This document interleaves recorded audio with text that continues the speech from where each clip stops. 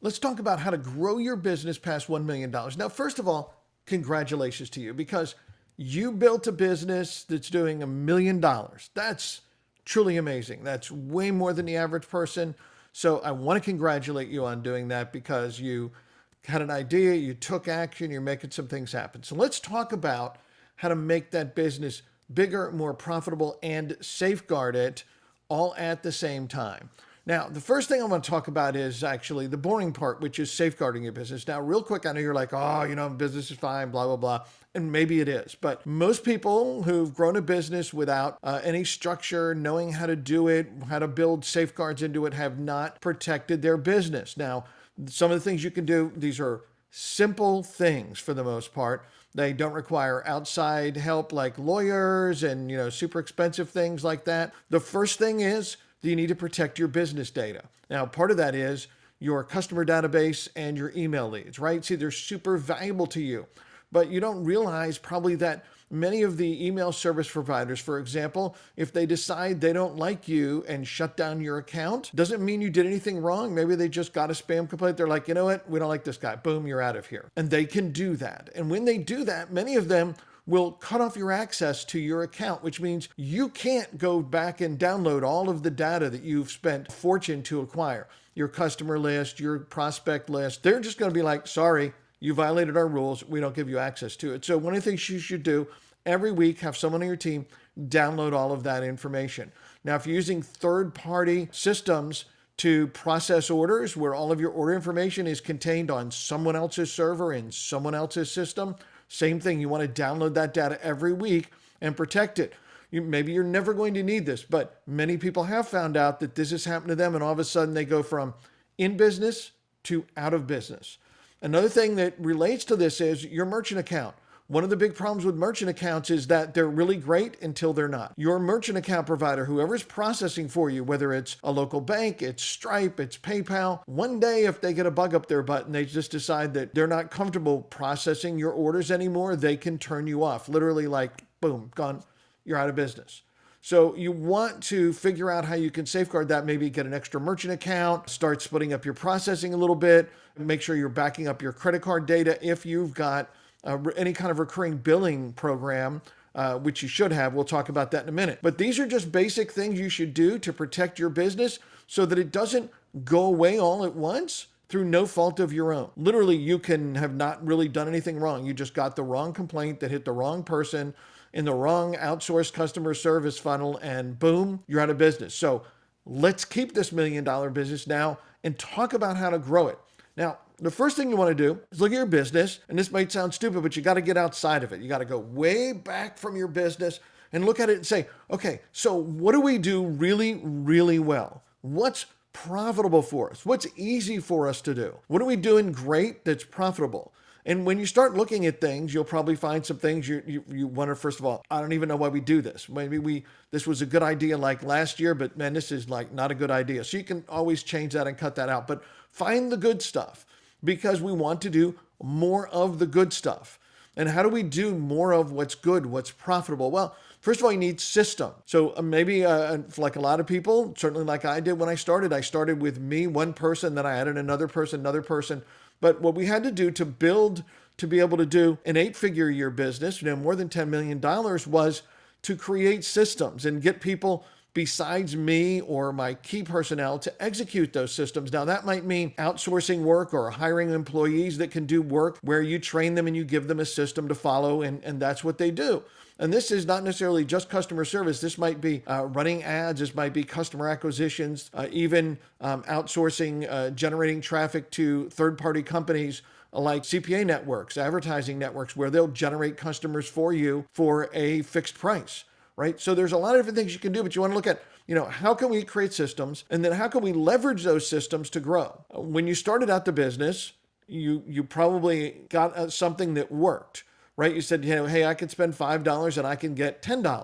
Well, that's good. So we want to find those parts of it that we can grow by doing them again and again and again so we can scale the business. And there's a lot of parts to scaling a business, and they're deeper than I want to go into in this video. But the idea is that, look, If you can get one guy in a profitable basis, then you can get 10, then you can get 100. Then that's how you can really build that business and scale on the front end.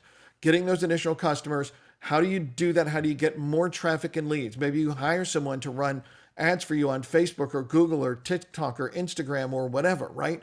Because you want to generate more customers, and you know that if you get them, they're worth X amount of dollars to you.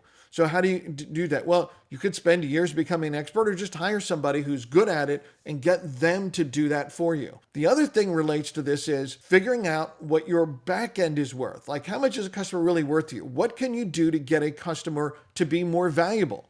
Well, one of the things that many companies have done is to create some kind of recurring income, some kind of membership, something where people are going to pay you every month or every quarter or every year, because then you make a sale one time and you keep delivering some product, some service every month, right, to people. They keep paying you and paying you and paying you, and many of them will pay you year after year after year.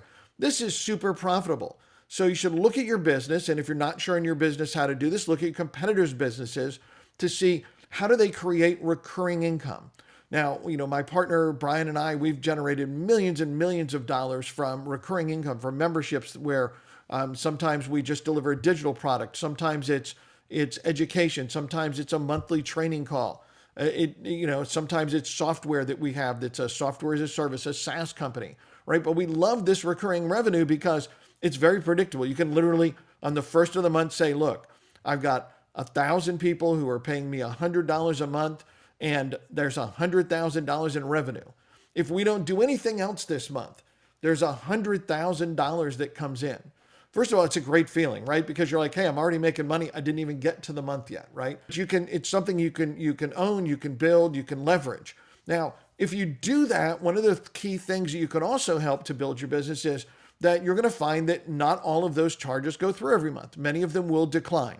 Now, if you have a recurring business like this, some kind of monthly revenue, and you don't think you're getting declines, then you just haven't looked, or somebody on your staff is lying to you because you have declines. Okay, Visa, MasterCard say you're going to have at least a 20% decline rate. These are people who have agreed to pay, who want to pay, who get declines. And if you're not recapturing that money, let's say you had $100,000 in revenue that you could have had, but you only got 80 and missed 20,000, then you're missing $20,000. And the rebills on those $20,000 next month and the month after that and the month after that. So you're missing even more than $20,000. One of the things you can do to recapture that money is run it through different systems. And, we invented it, part of increased billing, a system that automatically will figure out the best way to capture the most people at the least cost of those declines. And depending upon your business model and what you're already doing, we can recapture 25 or 30% of that, maybe more of those people. So out of $20,000, you get, $5,000, $6,000 this month. And next month you get to rebuild them, and the month after that. So maybe it's worth $10,000 or $15,000 to you. That's money that's lost now that you can recapture. So that's going to make you more profitable right there. And if you want more info, just contact us on that.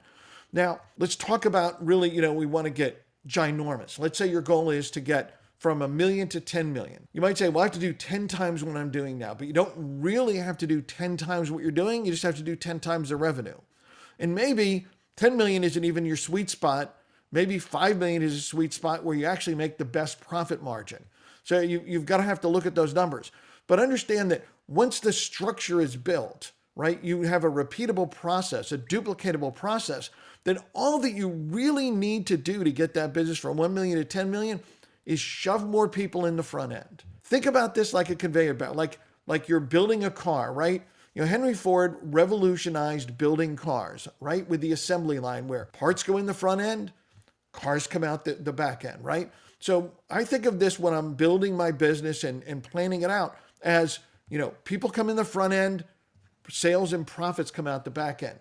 If I put more people in, more sales and profits come out the back end.